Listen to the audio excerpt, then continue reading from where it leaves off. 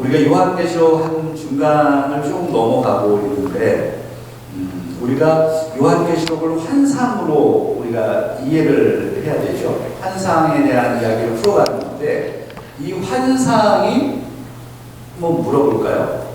AI도 대답을 못한다는데 한번 물어보겠습니다. 요한계시록이 몇 개의 환상으로 구성되어 있을까요? 어렵죠. 말할 수도 있을 것 같은데 또 어려운데, 그래서 이 환상을 좀 어떻게 구분할 수 있을까? 우리가 계속 환상을 풀어가고 있잖아요. 그래서 이 환상을 제가 구체적으로만 물어보면 AI가 대답을 잘 못해요. 그래서 죄송합니다. 이렇게 죄송할 것까지는 없는데, 그러니까 이 환상을 정리해가는 게 요한계시록을 풀어가는 건데, 우리가 잠깐 중간에 이 부분을 좀 이야기를 하고 좀 넘어가 보겠습니다. 우리가 요한계시록이 전체 약 60개 정도의 환상, 디테일하게 다 들어가서 환상을 풀어가면 60개 정도가 되지 않을까. 제가 나중에 한번 정확하게 쉬어보려고 하고 있습니다. 근데 그것을 크게 나누면 4개의 환상이라고 하는 구조가 생기고요. 요한계시록 1장부터 22장까지 그 4개로 나누어서 큰 환상을 나눠서 볼 수 있겠고, 그리고 한 12개의 환상 구조를 묶음을 만들 수 있습니다. 큰 묶음으로 이야기를 할 수가 있겠죠. 그래서 오늘 요한계시록 14장을 이제 오늘하고 다음 주에 끝내고 15장으로 해서 일곱 대접 심판으로 들어갈 텐데요. 요 14장 요 중간에 우리가 한번 성경을 1장을 한번 해보시겠어요? 우리 성경을 가지고 보시면 더 훨씬 좋을 것 같아요. 요한계시록을 보실 때는 우리가 아이폰 같은 걸로 이렇게 보시면 넘기기가 좀 눈에 확 들어오는 게 좀 약하니까 요한계시록 1장부터 2장, 3장을 한 묶음으로 볼 수가 있겠습니다. 환상의 묶음으로 보면 거기도 디테일하게 구분할 수가 있겠죠. 예수님을 본 환상이 있고 또 교회에 대한 환상을 다 일일이 또 셀 수도 있겠죠. 그렇게 구체적으로 세면 수십 개의 환상에 나올 것이고 큰 묶음으로 좀 보는 거예요. 요한계시록 1장부터 3장이 7 교회를 향한 환상이라고 구분 지을 수 있겠습니다. 그래서 우리가 요한계시록을 22장이니까 이제 머릿속에 계속 넣는 거예요. 22장까지 되어 있는 이 요한계시록에 1장부터 3장까지는 그 중에 중요한 것은 7 교회에 대한 환상이잖아요. 그 앞에 예수 그리스도에 대한 환상이 있고 다른 것들이 있지만, 그래서 7 교회의 환상으로 환상 묶음을 만들 수 있겠다. 그리고 4장부터는 하나님의 보호자에 대한 환상이죠. 여기도 또 여러 환상들이 있습니다. 하나님의 보호자 환상과 7 인의 환상이 7장까지 이어집니다. 4장부터 7장까지 하나님의 보호자와 7 인의 환상이 있다. 이것을 직접 넘겨보세요. 성경을 4장, 그리고 5장, 그리고 두루마리의 환상이 있었잖아요. 보호자의 환상, 두루마리의 환상. 그 두루마리의 환상을 풀어가는 6장, 7장이 7인 심판의 환상이었죠. 이걸 하나의 묶음으로 만들 수 있다. 4장, 5장, 6장, 7장. 그래서 한 묶음으로, 환상의 묶음으로 설명할 수가 있겠고, 그 다음에 8장으로 좀 넘어가 보세요. 이 8장부터는 7 나팔의 환상이 등장하죠. 7 나팔. 그래서 8장, 9장, 10장, 11장까지 그 안에 삽입되어 있는 것들이 있습니다. 그래서 뭐 작은 두루마리 환상이라든지 그런 게 있습니다만 8장부터 11장까지 7 나팔 환상이라고 하나의 묶음, 환상의 묶음으로 설명할 수가 있겠다. 자, 그 다음에 오늘 우리가 지금 살펴보려고 하는 요한계시록 14장은 여기에 해당이 되죠. 12장부터 14장은 한 묶음으로 설명할 수 있습니다. 그래서 요한계시록을 우리가 이해를 조금 하는 거예요. 계속 설교를 듣고 저도 여러분에게 설명을 하면서 요한계시록을 계속 정리를 하게 해드리는 거죠. 중간에 이 묶음을 기억하세요. 12장, 13장, 14장을 한 묶음으로 가져가는 거예요. 12장, 13장, 14장을 한 묶음으로 가져가면 이 12장, 13장, 14장은 어떠한 이야기냐 하는 거예요. 사탄의 전쟁에 대한 환상인 거죠. 사탄과 전쟁하는 거예요. 하나님과의 전쟁, 교회와의 전쟁이죠. 사탄과의 전쟁의 환상이 12장, 13장, 14장이다. 요거를 기억하면 앞에 부분과 뒷부분으로 나누어서 또 외울 수가 있는 거죠. 자, 다시 저 한번 얼굴 보실까요? 자, 이걸 꼭 기억하세요. 12장, 13장, 14장을 어떻게 하라고요? 한 묶음으로, 환상의 묶음으로 딱 기억하라. 12장, 13장, 14장이 그러면 내용은 무엇이다? 사탄과 전쟁, 사탄의 전쟁, 그러니까 사탄과 하나님과의 전쟁 환상인 거죠. 사탄과 하나님, 사탄과 교회와의 전쟁 환상. 여기 12장, 13장, 14장입니다. 그리고 이제 앞으로 이제 다다음 주부터 이제 살펴볼 15장, 16장이 일곱 대접 심판에 대한 환상. 일곱 대접 심판. 15장, 16장. 그러면 이제 요한계시록이 마무리가 되어 갑니다. 17장부터요. 그 다음에 17장, 18장, 19장 세 묶음, 세 장을 한 묶음으로 설명할 수 있는데 이거는 큰 성 바벨론의 심판이에요. 이게 악에 대한, 악의 세력에 대한 심판이죠. 최종적인 심판을 얘기합니다. 17, 18, 19장. 그리고 어린 양의 혼인잔치 환상. 이 두 가지가 들어가 있어요. 큰 성 바벨론의 심판, 어린 양의 혼인잔치 환상. 이게 17장, 18장, 19장. 그리고 마지막 한 묶음이 남아있어요. 여기 제일 중요합니다. 나중에 우리가 살펴보겠죠. 20장부터 22장까지. 20장, 21장, 22장. 이것은 새 하늘과 새 땅의 환상. 이렇게 표현할 수 있습니다. 한번 정리를 해드렸는데, 자, 다시 제가 한번 해볼게요. 이거를 이해를 하면 요한계시록이 눈에 확 들어옵니다. 중간에 한 묶음을 딱 생각하라는 거예요. 그 묶음이 뭐예요? 12장, 13장, 14장이에요. 사탄과 하나님과의 전쟁 환상이라는 거죠. 12, 13, 14장을 중심으로 해서 앞에 1장부터 3장까지는 일곱 교회의 환상이고 4장부터 7장까지는 하나님의 보좌와 일곱 인에 대한 환상이고 8절부터 11절까지 일곱 나팔의 환상이고 12장, 14장 중간을 넘어가서 15장부터 16장까지는 일곱 대접 심판에 대한 환상이고 그 다음에 17, 18, 19가 한 묶음이죠. 큰 성 바벨론 심판과 어린 양의 혼인잔치 환상. 그리고 20장부터 마지막 22장까지는 새 하늘과 새 땅의 환상이다. 이렇게 하면 요한계시록이 이렇게 쫙 눈에 들어오는 거죠. 이해가 되시나요? 이걸 또 잊어버리실 텐데 제가 또 말씀을 드릴게요.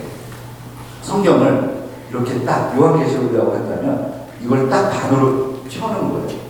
중간에 12장, 13장, 14장이 있다라고 생각하고 사탄과 영적인 전쟁의 환상이 중간에 있고 그 앞에 그리고 그 후에 요한계시록이 그렇게 구분되어 있다. 이렇게 해서 보시면 도움이 될 것 같습니다. 오늘 본문에 들어가면 우리가 12장, 13장을 보면 용에 대한 이야기 12장, 그리고 13장에는 두 짐승에 대한 이야기. 용은 사탄이고 사탄이 부리는 두 짐승에 대한 환상이 13장에 나타났었고 그리고 14장으로 넘어와서 지난주에는 어떤 이야기가 있었습니까? 어린 양과 시온산에 있는 어린 양과 14만 4천 명 결국에 구원받은 하나님의 백성들이 그 전쟁 가운데 구원받아서 새 노래를 부르게 되는 그 환상을 보게 되는 거죠. 지난주에 저희들이 설명했던 부분입니다. 그럼 오늘은 14장에는 세 가지로 구분되어 있습니다.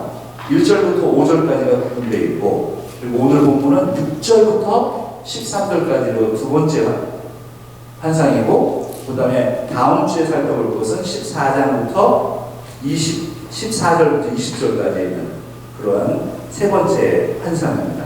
14장의 오늘 두 번째 환상, 14장 안에서 두 번째 환상, 14장 6절로 13절에 있는 말씀입니다. 본문으로 좀 들어가 볼까요? 그러면 본문에 6절부터 7절을 먼저 한번 읽어보도록 하겠습니다. 6절로 7절 같이요. 또 보니 다른 천사가 공중에 날아가는데 땅에 거하는 자들 곧 모든 민족과 종족과 방언과 백성에게 전할 영원한 복음을 가졌더라. 그가 큰 음성으로 이르되 하나님을 두려워하며 그에게 영광을 돌리라. 이는 그의 심판의 시간이 이르렀으니 하늘과 땅과 바다와 물들의 근원을 만드신 이를 경배하라 하더라. 여기 보면 6절에 또 다른 천사 여기 보면 또 보니 이렇게 시작하죠. Then I saw. 이게 이제 환상을 나누는 겁니다.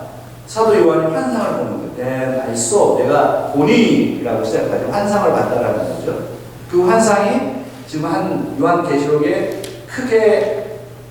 크게는 뭐 12개, 아주 크게는 4개의 환상 묶음, 그리고 작게는 한 60개 정도의 환상이 있다라는 그 중에 하나인 거죠. 지금 환상을 보는 거예요. 또 보니 다른 천사가 나오죠. 다른 천사가 공중에 날아가는데 땅에 거주하는 자들 곧 모든 민족과 종족과 방언과 백성에게 전할 영원한 복음을 가졌더라. 이 다른 천사가 그가 큰 음성으로 말합니다.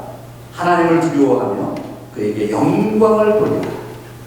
이는 그 심판의 시간이 이르렀으니 하늘과 땅과 바다와 물들의 근원을 만드신 이를 경배하라 하더라. 여기에 보면 10점이 나와 있습니다. 지금 요한계시록 14장은 과거에 우리의 시점에서 지금 보면, 지금 2025년 우리의 시점에서 보면 과거의 환상들이 있죠. 과거의 환상들. 예를 들면 요한계시록 1장, 2장, 3장에 있는 7교회는 과거의 사건이잖아요. 과거의 환상도 있고 진행하고 있는 영적 전쟁 같은 건 계속 진행되니까 과거의, 현재의, 미래에 속하는 환상들이 있고 아예 예수님의 재림 때에 일어날 미래적인 환상이 있는 거예요. 이것을 구분할 수가 있어요. 근데 오늘 요한계시록 14장에 나와 있는 이 환상은 지금 오늘 보는 6절부터 13절에 있는 이 환상은 미래적인 환상입니다. 그 미래는 언제냐면 바로 예수 그리스도가 재림하실 때의 심판이 이루어질 것이라고 하는 그 미래적인 그 환상을 보여주는 거죠. 여기 보시면 어디를 보시느냐면 7절 끝에 보시면 그의 심판의 시간이 이르렀으니 하늘과 땅과 바다와 물들의 근원을 만드신 이를 경배. 그의 심판의 시간이 이르렀다. 이것은 아직 이르지 않았다라는 것을 알 수가 있죠. 그래서 이 심판은 결국 어디를 향하게 하냐면 우리의 관점을 예수 그리스도의 재림 때 결국 최종적인 심판이 있을 것을 보게 합니다. 그래서 오늘 그 심판을 있기 전에 지금 이 다른 천사가 얘기하는 거예요. 영원한 복음을 가지고 있는 천사가 회개의 시간을 주는 겁니다. 심판이 이를 것이기 때문에 이 땅에 있는 사람들은 어떻게 하라고요? 회개해야 돼요. 그리고 하나님께 영광을 돌려야 돼요. 하나님께 영광을 돌리라 라고 하는 이 말씀이 바로 회개하고 하나님을 찾아야 된다라고 하는 이 메시지를 던지고 있는 것입니다. 이러한 부분을 제가 지금 노트 1페이지, 2페이지, 3페이지까지 지금 적어 놓았습니다. 회개해야 되라. 첫 번째, 오늘 요한계시록 14장에서 세 천사가 나오는데 첫 번째 천사가 일단 심판 전에 빨리 회개해야 된다. 하나님께 영광을 돌리는 삶을 살아야 된다라는 것을 선포하는 모습을 우리가 보게 되고 그 다음에 8절을 보겠습니다. 8절에 두 번째 천사가 나옵니다. 둘째 천사가 3페이지, 여러분 노트 3페이지와 성경을 같이 보셔야 되겠고요. 노트 3페이지를 보면서 8절을 같이 한번 읽어보겠습니다. 또 다른 천사 곧 둘째가 그 뒤를 따라 말하되 무너졌도다 무너졌도다 큰 성 바벨론이여 모든 나라에게 그의 음행으로 말미암아 진노의 포도주를 먹이던 자로다 하더라. 오늘 본문에 세 천사가 등장한다 그랬죠. 첫째 천사는 영원한 복음을 가지고 있으면서 모든 사람들이 하나님 앞에 회개하고 돌아오기를 선포하고 있습니다. 심판이 이르기 때문에 심판의 전에 회개하고 하나님께 영광을 돌립니다. 두 번째 천사는 무엇을 얘기하느냐 하면 8절에 바벨론이 멸망할 것이다 라는 것을 선포합니다. 무너졌도다 큰 성 바벨론. 그래서 fallen in Babylon the Great. 큰 성 바벨론이 무너질 것이다. 여기서 이제 무너졌도다라고 하는 과거형을 쓰죠. 부정과거 동사를 쓰는데 그것은 사실은 어떤 의미냐면 그 과거형이라는 의미가 아니라 미래에 일어날 거지만 이미 정해졌다는 거예요. 큰 성 바벨론이 무너질 거예요. 근데 그러면 이 큰 성 바벨론은 무엇을 의미하느냐? 바벨론이 무엇을 의미하는 걸까요? 뒤에 한번 보세요. 노트를 좀 보면 좀 정리를 해드렸는데 이 바벨론이 이제 7장에도 나오고 요한계시록에는 바벨론이라고 하는 단어를 사용합니다. 근데 이 바벨론은 어떤 학자든 과거주의의 관점에서 해석하려고 하는 사람은 이 바벨론은 로마 제국이라고 얘기를 합니다. 로마 제국일 것이다. 그러면 이건 과거주의 해석이라는 걸 알 수가 있겠죠? 근데 우리는 지금 오늘날 과거주의로 해석을 해버리면 이 바벨론이 로마 제국이라고 해석을 하면 오늘날 우리에게는 조금 거리가 생기잖아요. 그래서 이 부분은 과거주의로 해석하기가 어렵죠. 자, 그러면 어떻게 돼야 과거주의로 해석하는 의미는 무엇이냐면 그러나 당대의 1세기의 백성들에게는 그게 로마 제국이 맞죠. 근데 우리가 봤을 땐 과거잖아요. 그렇죠? 이해가 되시나요? 그래서 과거의 로마 제국이라고 이해할 수 있으나 오늘날은 그걸로만 이야기할 수가 없다라는 거죠. 두 번째 보시면 이 해석은 상징적으로 해석됩니다. 이제 바벨론이라고 하는 것은 악의 세력을 이야기하는 것이다. 세상에 용이 부리는 사탄을 따르는 짐승, 그러니까 세상의 악의 세력들, 그게 국가가 될 수도 있고 정치가 될 수도 있고 정치인이 될 수도 있고 적그리스도와 같은 사람이 될 수도 있습니다. 그런 악의 세력을 통틀어서 상징적으로 이야기하는 것이다. 제가 항상 얘기하는 게 이런 부분이죠. 우리가 그렇게 이해를 해야 된다. 자, 그 다음에 세 번째, 이것은 세대주의에서 이야기하는 건데 이 부분은 우리가 성경적으로 지지하기가 좀 어렵습니다. 이 바벨론은 미래에 적그리스도가 나타나서 그 적그리스도가 제국을 만들 것이다. 그것을 얘기하는 게 바벨론이다. 이렇게 해석을 하는데 이것은 성경의 지지를 받기가 어려워요. 그래서 5페이지로 넘어가면 절충적 이상주의라고 하는 게 있습니다. 이것은 어떤 개념이냐면 역사적인 해석. 그러니까 바벨론은 1세기의 로마 제국이면서 지금의 악의 세력을 의미하는 것이다. 이 절충 두 가지를 혼합해서 설명하고 그렇게 이해하려고 하는 해석을 따라가야 된다. 제가 그렇게 말씀을 드릴 수 있을 것 같습니다. 그래서 요한계시록 지금 14장 6절부터 13절에 있는 새 천사의 환상을 좀 보고 있는데 미래에 이루어질 심판을 앞두고 지금 한 천사는 빨리 회개하라. 그리고 성 바벨론 세상의 악의 세력이 무너질 것이다. 심판받을 것이다. 그 전에 빨리 회개하라. 이 두 천사의 메시지를 이해하시겠죠? 자, 그 다음에 세 번째로 좀 넘어가 보겠습니다. 6페이지에 보시면요. 오늘 우리 본문 14장 9절부터 12절에 있는 말씀인데요. 또 다른 천사가 나오죠. 세 번째 천사가 나와서 메시지를 전하는 겁니다. 같이 9절부터 12절까지 한번 다시 읽어보도록 하죠. 또 다른 천사, 또 셋째가 그 뒤를 따라 큰 음성으로 이르되 만일 누구든지 짐승과 그의 우상에게 경배하고 이마에나 손에 표를 받으면 그도 하나님의 진노의 포도주를 마시리니 그 진노의 잔에 섞인 것이 없이 부은 포도주라. 거룩한 천사들 앞과 어린 양 앞에서 불과 유황으로 고난을 받으리니 그 고난의 연기가 세세토록 올라가리로다. 짐승과 그의 우상에게 경배하고 그의 이름표를 받는 자는 누구든지 밤낮 쉼을 얻지 못하리라 하더라. 성도들의 인내가 여기 있나니 그들은 하나님의 계명과 예수에 대한 믿음을 지키는 자니라. 세 번째 천사가 나타나서 어떻게 이야기하고 있느냐면, 짐승, 누구든지 짐승과 그 우상에게 경배하고 이마에 표를 받아요. 666이라고 하는 표 상징적인 겁니다. 이야기했습니다. 그 666과 같은 사탄의 숫자, 사탄을 따라가려고 하는 그러한 표를 받는다면 하나님의 진노의 포도주를 마시게 될 것이다. 무서운 이야기를 하는 겁니다. 지금. 그래서 이 부분은 지금 요한계시록 14장, 오늘 이 본문에 있는 이 말씀은 예수 그리스도께서 재림해서 심판을 하게 되실 건데, 그 심판이 얼마나 엄중할 것인지 얘기합니다. 이 부분은 심판에 대한 메시지는 나중에 19장 예수님의 재림과 더불어 또 그런 얘기가 계속 반복됩니다. 근데 우리가 기억해야 될 게 있어요. 지금 12장, 13장, 14장이 영적인 전쟁을 이야기하고 있잖아요.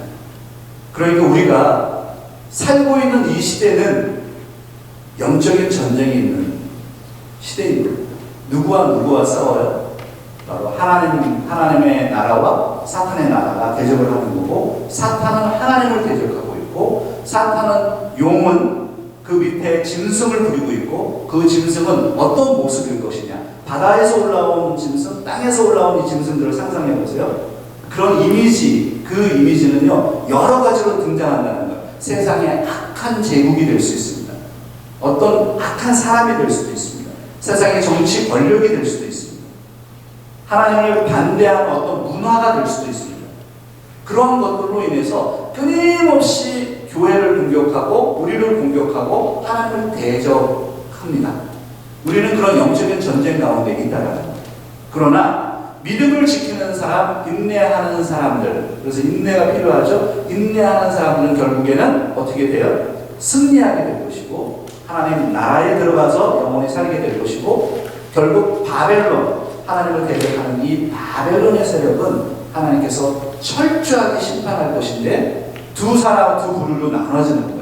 하나님을 어린 양, 하나님을 따르는 자와, 그리고 세상의 사탄을 따르는 이마에 인을 받는, 그렇게 두 부류로 나눠질 것인데, 분명한 결말이 있을 것이라는 거예요. 여러분들, 우리가 이 부분을 잘 이해하고 있는 부분들입니다.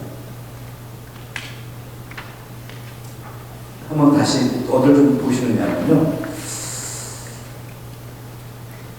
맨 마지막 8페이지 한번 보시면 13절을 이제 마지막으로 해서 제가 설교를 정리해 보고 있습니다. 8페이지 13절에 다시 한번 읽겠습니다.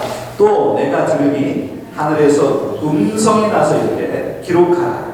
지금 이후로 주 안에서 죽는 자들은 복이 있도다 하시니, 네, 성령이 이르시되 그러하다 그들이 수고를 그치고 쉬니 이는 그들의 행한 일이 따르리라 하시더라. 우리가 이 땅에 살면서 전쟁 가운데 있습니다. 전쟁에는 쉼이 없어요. 사실 우리는 영적인 전쟁을 하고 있기 때문에 이 땅에 많은 고난이 있습니다. 박해가 있습니다. 그러나 13절에서 그 얘기를 하는 거예요. 심판이 있을 것이고 영적인 전쟁이 있을 것이고, 우리는 끊임없이 고통 가운데 있으나 어떻게 한다고요? 주 안에서 죽는 자는 어떻게 한다고요? 복이 있대요. 주 안에서 죽는 자들은 복이 있다. 그들이 수고를 그치고 쉴 것이다. 그래서 오늘 이러한 우리는 소망이 있는 거죠. 우리가 이 땅에서 그리스도와 사탄의 전쟁으로 인해서 교회, 저와 여러분들은 고난 가운데 있습니다. 그러나 우리가 인내하고 이 믿음을 지키는 그 순간, 끝까지 인내하게 되면 결국 우리는 영원히 안식하게 될 것이다. 주 안에 있어야 됩니다. 이것은 세상에 어떠한 사람도 줄 수 없는 평안이고 안식입니다. 우리는 육체는 지금 노화가 되고 빨리 죽습니다. 우리는 금방 죽게 돼요.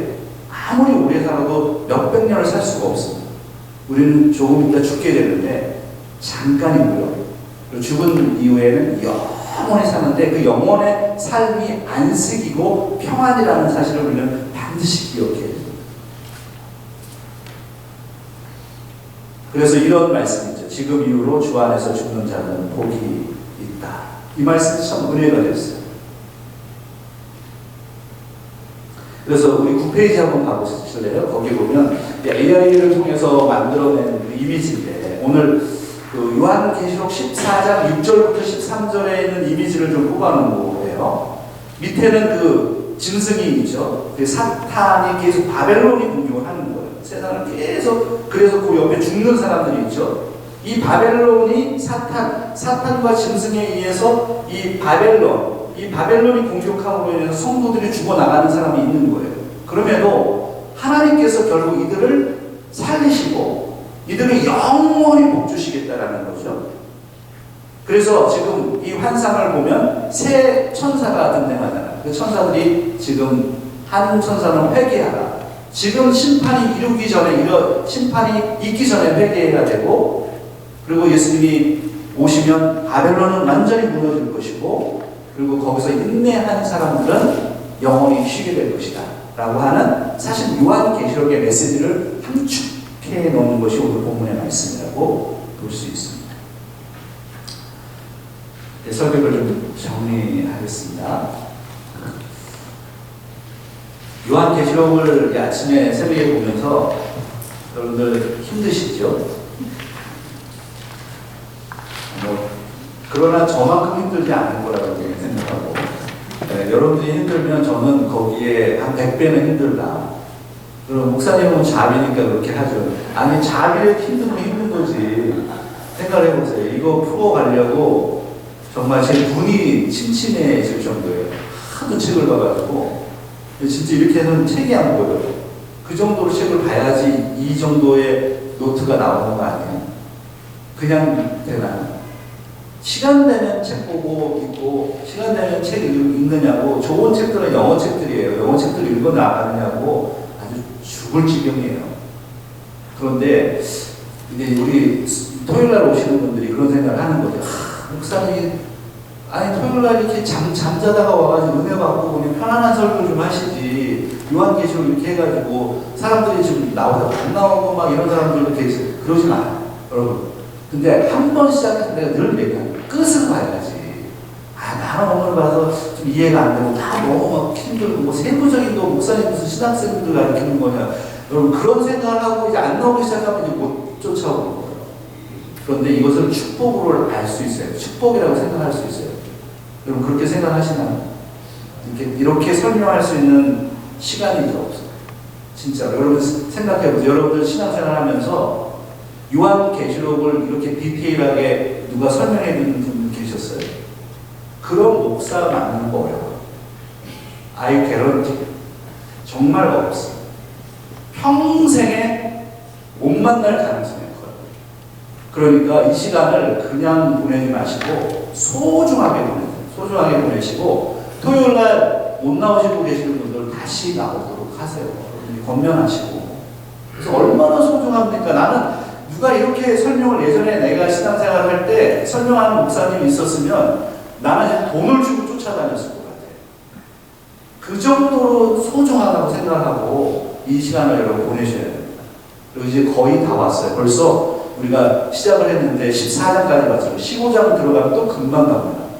그래서 이 요한계시록을 잘 끝까지 가시고 이제 분별하시고 또 여러분이 어려운 시기에 인내하면서 승리하는 여러분들 다 되시기를 주의 이름으로 부탁드립니다. 같이 기도하겠습니다.